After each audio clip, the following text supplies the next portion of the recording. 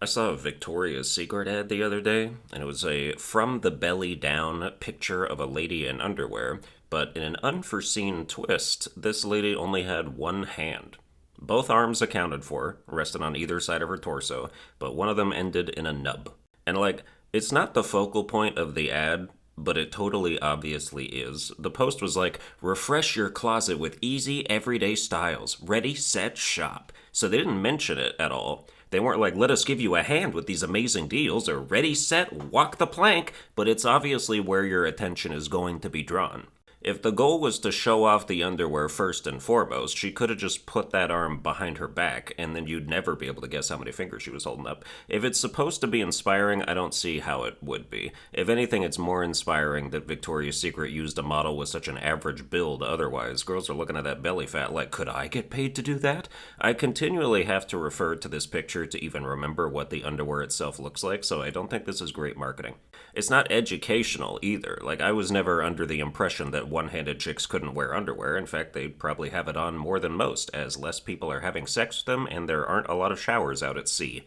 I do like that the underwear in question is something they have labeled as an adaptive bikini panty. Like, don't worry, we've adapted the underwear for one-handers so that you still have to push it down both sides at alternating intervals like a two-person rail trolley. I guess I should be happier with the progress being made, though, because rather than boldly highlight their inclusivity and fish for backpats from everyone online, Victoria's Secret has this girl just kind of there. No fanfare, no internet parade, or maybe there is and I just haven't seen it, but with just this ad to go by, it's not intrusive and in your face, and that's good. It does make you wonder how a Victoria's Secret model loses her hand, though, like in some freak lingerie accident. But yeah, in 2020, it would have been a whole campaign about empowerment and breaking boundaries. They'd have had this chick selling gloves individually. Why buy them in pairs when you only need one? Just one glove for pirates. The vibe shift recently has been palpable, though. Companies aren't apologizing for things as much. Like, American Eagle just did an ad with Sydney Sweeney, America's white girl, to sell jeans, and they just have her being all sexy wearing jeans and a jean jacket, which is hard to do. And then it talks about how she has good genes, like jeans, but jeans. And now, even though Blue Sky thinks she's a Nazi who loves eugenics and wants to put black people in zoos, American Eagle, the company, responded to the backlash with just an whatever statement. No backing down, no kowtowing to the most insane people on earth. Like, that's the thing, right? Is that if you're a public figure or entity whose success is at least somewhat dependent on your reputation, you have to decide where to draw the line where it's like, okay, if this is making this level of wacko upset, that's kind of an acceptable loss. Like, what is the lowest common denominator of ritualistically offended groups of people whose opinions we still care about? If woke has an iceberg and only the deepest depths of crazy are upset, maybe that's fine. But if even the surface level woke people are upset, maybe we should still take that a little seriously. Like, it depends, you know? First, you'd have to define each level of the iceberg, which I'm not going to do because that would require much more observational research that I've done. But once those levels have been identified, you can pay attention to what kinds of outrage are gaining more traction or might be more legitimate. If we take this Sydney Sweeney thing as an example, there's definitely differing levels of woke and woke adjacent reactions. Like, level 1 is people going, that ad kind of rubs me the wrong way. They're saying she has good genes. Do they only want pretty people to buy the jeans? And they're only saying that because she's white, etc.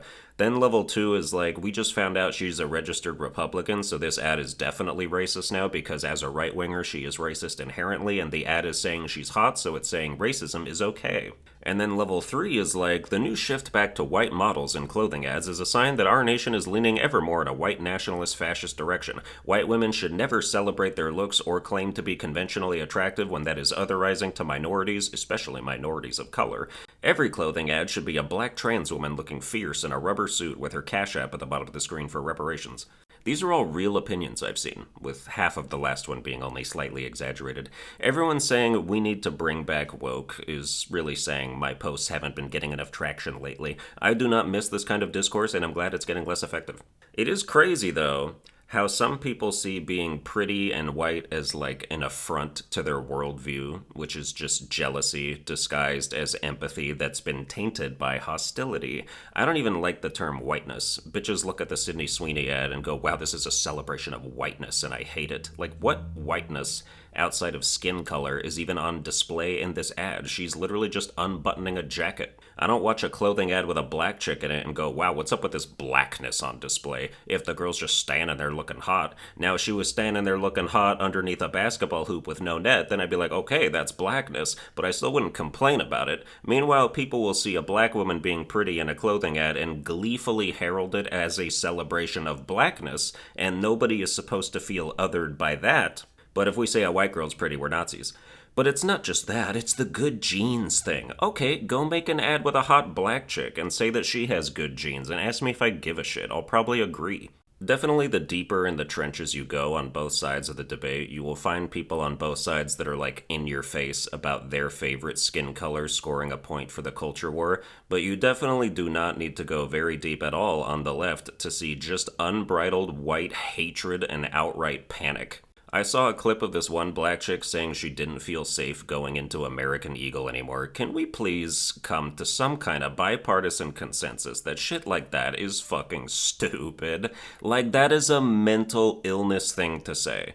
That is phobia-controlled, life-worsening garbage, and enabling it is detrimental. You feel unsafe to walk into one of the most recognizable clothing stores? You think you'll fall into a black trap door and never be heard from again? I don't care if you don't want to shop there anymore, even though that's still a weird overreaction to a brand using the single most trending hot lady lately in an ad to sell clothes. But developing a phobia about it is like, you need a caretaker or something. People will broadcast their innermost mentally ill insecurities, and as long as they're the right color or it's directed at the right color, it's taken as gospel. Please do not co-opt the opinions of the insane or start movements over the ramblings of the disturbed. While we're on the subject, I had like a little mini controversy a while back that I wasn't going to enlarge by talking about it, but I've been dying to ever since, so now I'm gonna.